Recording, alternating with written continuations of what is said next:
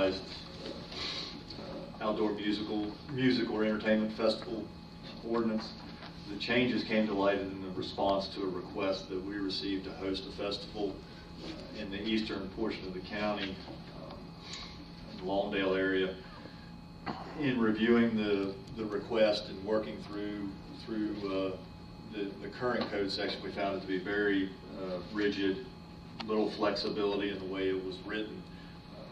And so what we have done, working with the county attorney's office, is modify the existing code. We reviewed ordinances from other localities, Goochland, Floyd, Botetourt, Nelson, to name a few. Took some pieces of those existing ordinances and brought them into ours, but used the framework that we had already in place. And basically the big change is the way a permit can be acquired, and it's a change from application was to be submitted, and it's on section 6-32, at least 22 days before the proposed festival. We had to send it by certified mail to each board member, and that was the only way they could apply for a permit. And in essence, it required them to do those things found in section 6-33, conditions for issuance of a permit. They had to complete all those tasks before they were aware of whether or not a permit would be issued for the festival.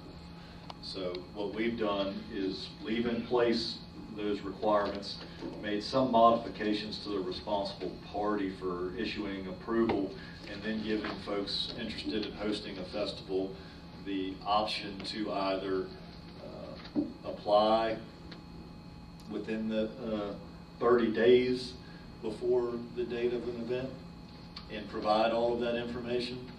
They can apply up to 12 months in advance of an event, acquire conditional permit, and then 30 days prior to the actual date of the event, provide us all the information as required in 6-33, or they can apply for an annual permit and host multiple events over the course of the time period granted in the permit.